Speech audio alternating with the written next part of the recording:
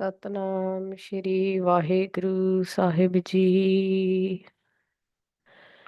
ਗੋਬਿੰਦੇ ਮੁਕੰਦੇ ਉਦਾਰੇ ਅਪਾਰੇ ਹਰੀਯੰ ਕਰੀਯੰ ਨਿਰਨਾਮੇ ਅਕਾਮੇ ਗੋਬਿੰਦੇ ਮੁਕੰਦੇ ਉਦਾਰੇ ਅਪਾਰੇ ਹਰੀਯੰ ਕਰੀਯੰ ਨਿਰਨਾਮੇ ਅਕਾਮੇ ਗੋਬਿੰਦੇ ਮੁਕੰਦੇ ਉਦਾਰੇ ਅਪਾਰੇ ਹਰੀਯੰ ਕਰੀਯੰ ਨਿਰਨਾਮੇ ਅਕਾਮੇ। ਵਾਹਿਗੁਰੂ ਜੀ ਕਾ ਖਾਲਸਾ, ਸ੍ਰੀ ਵਾਹਿਗੁਰੂ ਜੀ ਕੀ ਫਤਿਹ। Maharaj Kripa, we're going to continue the Salok 14th, and this is a continuation for what is the Jivan Mukt state, which is called a state of freedom or state of completely free from any sort of bondage. So, in a very simplified way, it's important to understand that it's the mind that's in bondage because the mind is constantly attached to the labels, to the forms, to the sense of duality. There is a sense of opposition in the mind, and that gives birth to duality. But when we do abhyas of Gurbani, when we come across this wisdom and we implement in the life, then slowly and steadily, after having a realization of our true self, there is a state that those Brahmgyanis they experience. So from that experience, they share their experience through words, even though they cannot fully capture it through words because it is a katha katha. It cannot be fully captured. It can only be known directly. However, these Brahmgyanis, they, for the parupakar of everyone, they still put that experience into words so that to awaken a soul. So Maharaj says, ਸੰਪੂਰਨ ਸੰਕਲਪਾਂ ਦੀ ਸੀਮਾ ਤੋਂ ਬਾਹਰ ਸਥਿਤ ਮਹਾਤਮਾ ਲਈ ਮੋਹ ਕਿੱਥੇ, ਸੰਸਾਰ ਕਿੱਥੇ, ਉਸ ਦਾ ਧਿਆਨ ਕਿੱਥੇ ਅਤੇ ਮੁਕਤੀ ਕਿੱਥੇ. So here Maharaj explains about that often in journey of self-realization or spirituality, we hear or we do things like meditation, dhyan dharna. So for a Mahatma, for a Mahapurkh, those beings who have absolutely absorbed in the absolute truth of Parmeshwar, they do not even do dhyan of anyone anymore. And the reason is because for them there is no second entity, any form of duality that exists. So they don't even do dhyan of Paramatma. They have become completely desireless. So because they have fully understood that actually there is nothing else apart from Paramatma itself. So when there is all Akal Purakh, whom will they do dhyan of? So whatever comes in front of them, they know that is Atam Sarup itself. And they don't get attached to anything because they know that it is the transitionary, temporary nature of Paramatma. The forms, the names that we perceive, they're constantly changing. So that's why they don't get attached to any of the forms or the names. So in that way, they don't even desire for mukti anymore. Although they are completely mukta within themselves, there is no desire left of that because they have understood that it was just the mind that was in bondage and it was because of illusion.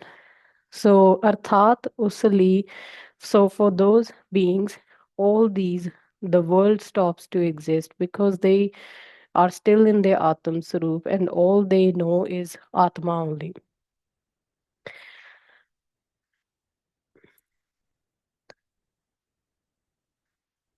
ਸਲੋਕ ਇਸ ਜਿਸ ਦੁਆਰਾ ਸੰਸਾਰ ਵੇਖਿਆ ਗਿਆ ਹੈ ਉਹ ਸੰਸਾਰ ਦੀ ਹੋਂਦ ਤੋਂ ਇਨਕਾਰ ਕਰ ਸਕਦਾ ਹੈ। ਵਾਸ਼ਨਾ ਰਹਿਤ ਮਨੁੱਖ ਕੀ ਕਰੇ ਜੋ ਵੇਖਦਾ ਹੋਇਆ ਵੀ ਨਹੀਂ ਵੇਖਦਾ। So in this way, Maharaj says that because the senses are constantly perceiving the world, and when the senses are perceiving the world, what the because of agyanta, which we call as that when we don't know our Atam Sarup, the intellect starts labeling things in different categories. So, in that way, when the intellect is labeling all that, it's also storing that in a form of memory. But for those Mahapurukhs who have understood, who have experienced that within themselves and realized the Atman Sarup, for them it's like they're not seeing the world anymore. It doesn't mean that the senses are not perceiving the world.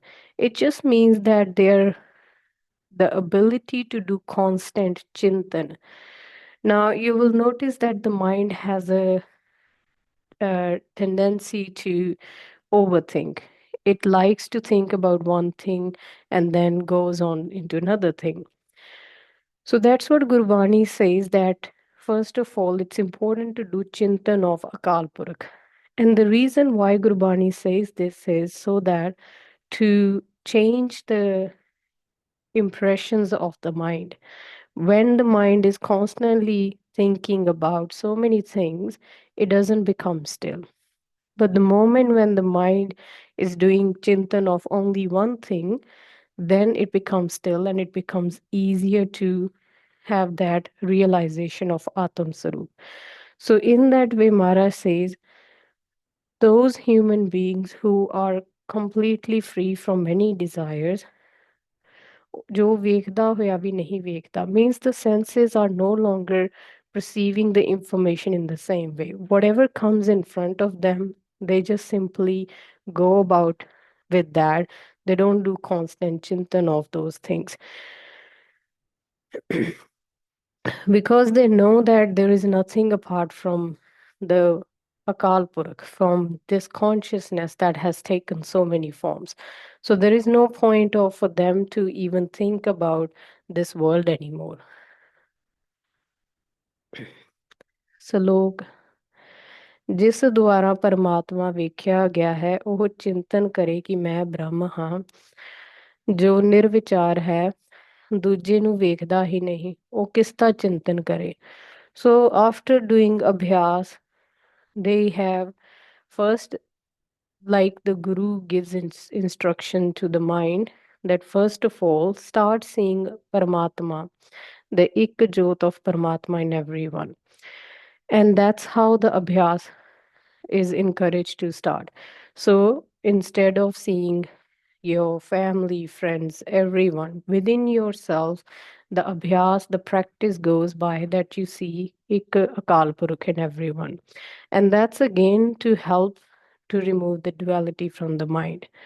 So after that realization that the Atma, the the very sense of pure awareness that's present within myself, it's actually the cause of everything.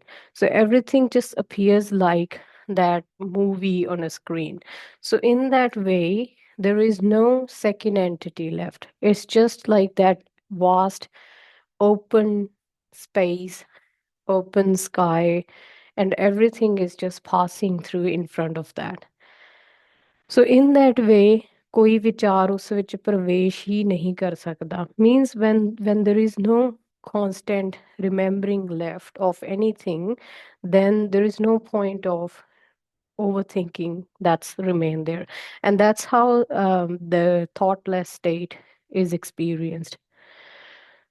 So in that way, after doing abhyas, the duality has completely stopped, because once when we start the abhyas that there is one Paramatma, the same Paramatma is within myself, within everyone, then the realization happens that there was only one all this along.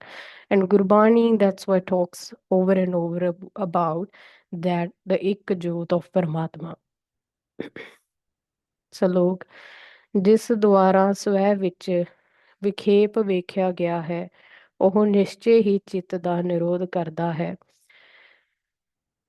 ਗਿਆਨੀ ਵਿਖੇਪ ਰਹਿਤ ਹੈ ਸਾਧਿਆ ਦੇ ਅਭਾਵ ਵਿੱਚ ਉਹ ਕਰੇਗਾ ਕੀ ਸੋ ਆਤਮਾ ਵਿੱਚ ਵਿਖੇਪ ਵੇਖਣ ਦਾ ਅਰਥ ਹੈ ਆਤਮਾ ਤੋਂ ਸਿਵਾ ਕੁਝ ਹੋਰ ਵੀ ਵੇਖਣਾ ਅਰਥਾਤ ਦਵੈਤ ਭਾਵ ਵਿੱਚ ਸਥਿਤੀ so again Maharaj explains that those who have realized the Atam Sarup, they no longer seeing a second entity. So when we understand, let's break this in a simplified way. It's taking an example of the air that we breathe in. Now we think that the air that we are breathing is separate to the air that's present in the universe. That's because of agyanta, because we simply haven't understood that. So these Mahapurukhs, they have understood that actually it's just the one air that's actually blowing everywhere. It's not separate. It's not a separate wind. It's not separate space. In the same way, the consciousness is not separate. It's not one consciousness in one body and in the other. It is the form of the same consciousness. So in that way, the the question of having two things simply disappears. So, in that way, there is no question about duality or advait left for a self realized person. ਸੋ ਮਨ ਨੂੰ ਮਾਰੇ ਬਿਨਾ ਭਾਵ ਚਿੱਤ ਦੇ ਨਿਰੋਧ ਤੋਂ ਬਿਨਾ ਕੋਈ ਸਫਲ ਨਹੀਂ ਹੋ ਸਕਦਾ ਸੋ this is extremely precious point Maharaj has brought it up that literally you will have to reach a state of where there is no mind that exists. And what it means is, it doesn't mean the thoughts no longer will appear, but there is no overthinking left. There is no sense of this vast sense of the mind that's constantly disturbed. So, in that way, even though the thoughts simply appear, they remains in that present moment of awareness. So, in that way, Mara says they have completely destroyed that agyanta. And how did they get rid of the agyanta, this illusion? With the kripa of the wisdom. They they read the wisdom, they implemented in their life, and the wisdom became more advanced or more profound within them that wherever they are, this wisdom has become their second nature. Salok. ਗਿਆਨੀ ਲੋਕਾਂ ਵਾਂਗ ਰਹਿੰਦਾ ਹੋਇਆ ਵੀ ਉਹਨਾਂ ਤੋਂ ਅਲੱਗ ਹੁੰਦਾ ਹੈ ਉਹ ਨਾ ਆਪਣੀ ਸਮਾਧੀ ਨੂੰ ਵੇਖਦਾ ਹੈ ਨਾ ਹੀ ਵਿਖੇਪ ਨੂੰ ਨਾ ਬੰਧਨ ਨੂੰ So Maharaj says even though Gyani is exactly like everyone else, he's still doing all the things the body is meant to do. He's still eating the food, he's still talking to people around. It's not the way it appears. It's a state of within that it's a experience. And again, these are just words that we have to use to explain. So we can't even call it an experience. It's like the closest example Maharaj even gives is that vast sense of space within. So in that way, even a Gyani is doing all the things that's naturally meant to happen. However, he's still separate. Now, this Maharaj gives an example that how is a Gyani separate from everyone else? Because he's not doing these things anymore. He's not doing any sort of samadhi. He's not worried about any of the thoughts of the mind anymore. And he's not even worried about anything about the bandhan because he has completely whatever in that moment in the word that we often hear in western world is the present moment awareness so they are fully aware in a very pure aware state that whatever just naturally happens is just naturally happening through the body. So in that way ਸਾਰੇ ਬ੍ਰਹਮੰਡ ਵਿੱਚ ਇੱਕੋ ਬ੍ਰਹਮ ਹੀ ਦਿਸਦਾ ਹੈ ਹੋਰ ਕੁਝ ਨਹੀਂ. So Mara says that it is just the one consciousness that appears to be. Again, these are words that we just say in for the sense of explanation.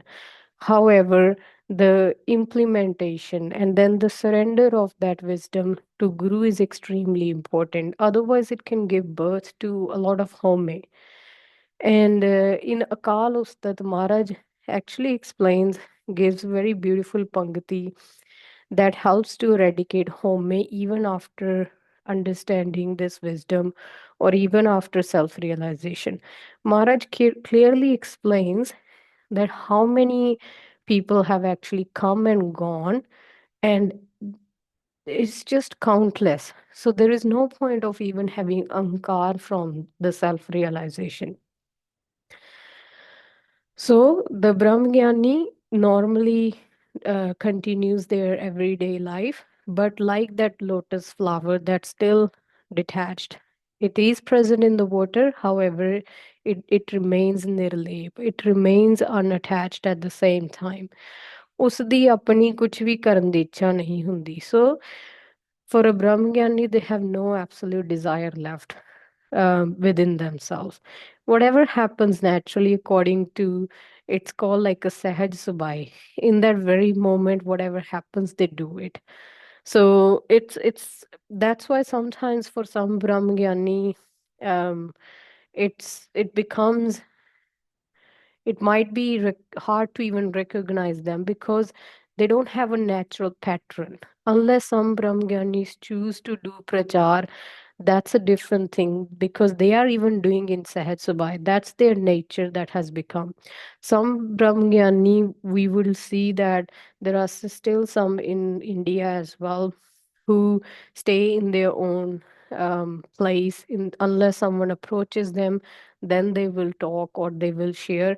Otherwise, they are completely must in their own world.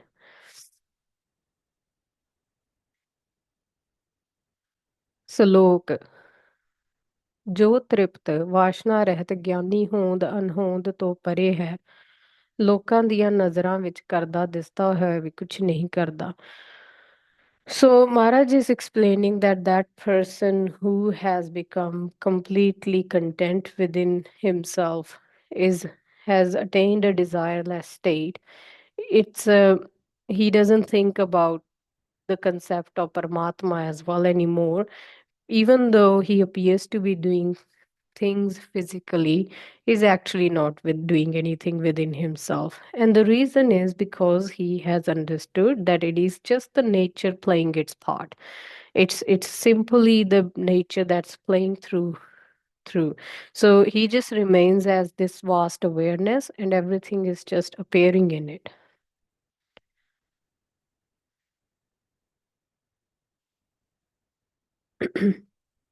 Salok, ਗਿਆਨੀ ਦੀ ਉਤਸੁਕਤਾ ਨਾ ਪ੍ਰਵਿਰਤੀ ਵਿੱਚ ਹੈ ਨਾ ਨਿਵ੍ਰਿਤੀ ਵਿੱਚ ਹੈ ਜਦੋਂ ਜੋ ਕਰਨ ਲਈ ਸਾਹਮਣੇ ਆ ਜਾਂਦਾ ਹੈ ਉਸ ਨੂੰ ਕਰਕੇ ਸੁਖੀ ਵਸਦਾ ਹੈ. So Maharaj says for a gyani there is no desires left that I should stay, I should choose this path, or I should like be detached or get rid of this path. In simple way, we often talk about that should we follow a path of grihasti or sannyas or the worldly, like should we raise a family or should we go live in an ashram. There are so many different paths that have been described. We need to understand these are just directions. It doesn't mean that one who gets sannyas will attain Atam Gyan. These are just ways to train the senses so that we can understand, we can recognize the mood. But for a Gyani, they don't think about whether they want to be a Grihasti, whether they want to be a sannyasi, whether they want to be any type of samprada, or whether they don't want to be part of any samprada. It just naturally is happening according to the previous the prarabdha, which we say is that whatever happens in the moment for a jnani, it's like that river that's constantly flowing. The river doesn't think that I should be part of this or that. So in that very moment, whatever naturally happens, the Brahmgyani does it in that way because they have understood that it is the Akal Purukh that is the doer of everything. And in that way, even if they plan things, they live their life in that way, they don't have any expectations of the outcome. So, whatever the outcome is, they simply accept it fully within themselves. They don't get disappointed about it. ਵਾਸ਼ਨਾ ਰਹਿਤ ਬਿਨਾ ਕਿਸੇ ਉੱਤੇ ਆਸ਼ਰਿਤ ਸੁਤੰਤਰ ਅਤੇ ਬੰਧਨ ਮੁਕਤ ਗਿਆਨੀ ਸੰਸਕਾਰ ਰੂਪੀ ਵਾਯੂ ਦੁਆਰਾ ਉਡਾਏ ਹੋਏ ਸੁੱਕੇ ਪੱਤੇ ਵਾਂਗ ਚੇਸ਼ਟਾ ਕਰਦਾ ਹੈ. So Maharaj is giving an example of dry leaves. You know, when the wind blows and wherever the dry leaves goes, that's a state of a Brahmgyani. That there is no, first of all, they don't have any desire left. So in that way, they don't seek support from outwardly anyone anymore, and they remain independent. So Sutantar means completely free within. There is no bondage left in them. There is no bondage of any taram. There is no bondage of any rules, rituals, anything left for a Brahmgyani. Now, this is important to understand that unless we have reached that state, we have actually recognized the Atam Sarup, we still have to follow certain steps. It's called like the ways. You know, that's what Gurmat is, a way of thinking. Gurmat is a way of transition of the mind. So it's important to do it. And for a Brahmgyani, they don't need permission from for anyone. They have become their own guru within themselves. So Mara says, just like a wind blows away the dry leaves, the same way how a Brahmgyani lives in this world. ਸੋ ਜਿਵੇਂ ਜਿਵੇਂ ਪ੍ਰਾਰਬਧ ਕਰਮ ਚਲਾਉਂਦੇ ਹਨ ਉਹ ਚੱਲਦਾ ਰਹਿੰਦਾ ਹੈ. So just like how we discussed that prarabdha means the previous actions. For instance, just trying to think of an example. Let's say you did something 5 years ago. Now, what was happened, the actions that you performed 5 years ago, you're going to have to face the consequence of those actions. And let's understand in a very simplified way. Let's say you eat healthy, you have a nutritious diet, you exercise well, you stay active. So there is definitely higher chance that in future your body is going to have a healthier lifestyle, like it's going to be disease free and all that. And in that way, a Brahmgyani knows that it was the actions that happened in the past that caused that consequence. So they don't take credit for it. They don't say they did that. They know that it was just the intellect performing what was meant to happen. So in that way, naturally, whatever actions we perform in the past, the future is going to unfold accordingly. That's why it's so important to do karam. That's why it's so important to take actions. Gurbani spirituality does not teach like not to do any action. For instance, let's say a Brahmgyani reaches a state where they disappear, they break contact with the world. They are still doing an action. However, the difference between people like me or enlightened being is that they're not going to regret that. Even if one day they're going to be absolutely alone, they're going to be simply in that bliss still. So whatever action we take today, the future is going to be unfolded by that. And Mara says, do take the action. Even in Bhagavad Gita, Krishna Mara says that do the karam. Don't be afraid of doing that, because whether you like it or not, you are doing some sort of karam. So might as well do some conscious karam. Do for the betterment of yourself, for the betterment of people around you. Spread this unity, spread this love, spread this wisdom. So do that, which is actually going to benefit everyone, including you as well, and people around you. But don't be disappointed, whatever the consequence is. Even if the consequence is great, even if the outcome, obviously, if you do good actions, the outcome is going to be good. But don't be attached to that consequence. Because at the end of the day, those both are simply a form of bondage for you. So that's why we work hard. That's why we do what we do in our life.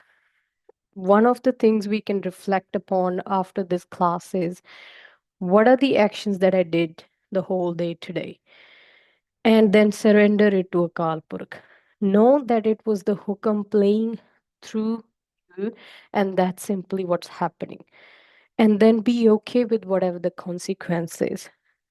But have this clarity within yourself that no matter whatever actions you take today, they are going to give some sort of consequence, whether you like it or not, whether you might like it a lot actually. In the both ways, Gurbani encourages to not to be attached to either of that. Salok, Sansar Mukt Nu Kite Vi Na Harsh Hai Na Shok. So those human beings, the enlightened beings who are completely free within themselves, they are not excited about anything anymore in that way, nor they become sad about anything. So it's a very natural state that happens. It's not they are putting any effort. They know that that's the result of their abhyas. So simple in that way, they don't take pride in that way as well. And so many Brahmagyanis, so many Mahapurukhs have done the same. So they know this within themselves that it's not something that's happening for the first time in this cade of Akal Purukh. It's constantly happening. So there is no point of even having home of that. So they don't become happy about this being liberated as well. ਉਹ ਸਦਾ ਸ਼ਾਂਤ ਚਿਤ ਵਿਦੇਹ ਦੀ ਤਰ੍ਹਾਂ ਵਿਚਰਦਾ ਹੈ. So they are completely, absolutely at peace. It doesn't mean they are sitting quietly necessarily, or they're not talking, they're not doing worldly things. It's like this form of wind. Let's say the wind stops blowing, right? So have you ever been to one of those quiet nights where there is absolutely no sound or just absolute stillness? And that is the state of a Brahmagyani. ਸਲੋਕ ਆਤਮਾ ਵਿੱਚ ਰਮਣ ਕਰਨ ਵਾਲੇ ਸ਼ੀਤਲ ਅਤੇ ਨਿਰਮਲ ਚਿੱਤ ਗਿਆਨੀ ਦੀ ਕਿਤੇ ਵੀ ਤਿਆਗ ਦੀ ਇੱਛਾ ਨਹੀਂ, ਨਾ ਹੀ ਕਿਤੋਂ ਗ੍ਰਹਿਣ ਦੀ ਆਸ਼ਾ ਹੈ. So they don't have any hope that to attain something else from the world anymore. They have understood that everything, they are fully content within themselves, and nor they have any desires left in that way, because they are still in their Atam Sarup. And ਤ੍ਰਿਪਤੀ ਕਾਰਨ ਉਸ ਦਾ ਚਿੱਤ ਸ਼ੀਤਲ ਅਤੇ ਸ਼ਾਂਤ ਰਹਿੰਦਾ ਹੈ. So that's why a lot of importance is given to contentment. In Gurbani, Maharaj says about Dehe Naam Santokhiya Uttare Man Ki Bhukh. So because Maharaj, Guru Sahib have recognized that the only thing that can quench the thirst of the mind is Santokh. Bina Santokh ko nahi koi raje. Something like that. There is a pankti in Gurbani. So Maharaj says that it's not a thing that you're going to get and then you're going to become santusht. You're going to become content. No amount of wealth, no amount of physical health, no amount of family, friends, you name it. Nothing is going to quench this thirst, because that is the very fault of the mind that's there. The mind will only become content after the realization of Atam Sarup, because it's like that um, a complete, let's say, tank full of water, right? So, or the ocean, actually, ocean is a better example, that you can't take anything away from the ocean. It's not going to make any difference to the ocean. And no matter how many rivers merge into the ocean is not going to get affected by it. That is the state of content human beings who have understood that there is nothing in this world that can fulfill these desires. ਤ੍ਰਿਪਤੀ ਕਾਰਨ ਹੀ ਨਾ ਉਸ ਵਿੱਚ ਕੁਝ ਤਿਆਗਣ ਦੀ ਇੱਛਾ ਹੁੰਦੀ ਹੈ ਨਾ ਹੀ ਕੁਝ ਗ੍ਰਹਿਣ ਕਰਨ ਦੀ so because they are completely content within themselves they don't disregard anything they don't run away from things anymore nor they want to attain anything anymore even even the matter of brahma gyan becomes completely pointless that's unfortunately that's the word that's coming to my mind but it becomes very pointless even to that they're not thinking about brahma gyan anymore ਉਹ ਇਸ ਨਿਸ਼ਚੇ ਉੱਤੇ ਅਡਿੱਗ ਰਹਿੰਦਾ ਹੈ ਕਿ ਜੋ ਧੁਰ ਲਿਖਿਆ ਜਾਂ ਜੋ ਲਿਖਿਆ ਹੈ ਉਹ ਹੀ ਭੋਗਣਾ ਹੈ ਹੋਰ ਕੁਝ ਨਹੀਂ ਕਰਨਾ so they have completely become firm in this understanding that whatever is naturally going to happen, the mind is going to experience that. And that's the very nature of how this Khade actually goes on. So, in that way, they remain completely content. So, Maharaj Kripa, we will take a pause here. And as we mentioned before, as we discussed, that it's important to do the vichar of this and to implement in the life. And then always important to surrender it to Guru so that no pride or home can arise that it's somehow we understood something. So, Maharaj Kripa, may we get this ability to process this wisdom. May we get the ability to practice in our life. May we actually attain, experience the state these Brahmagyanis are in, because it seems like it's a very blissful state. It can't be expressed through words. So, and it is the most precious thing that we can as humans experience in this life. So we will take a pause here. Vaheguru Ji Ka Khalsa, Vaheguru Ji Ki Fateh.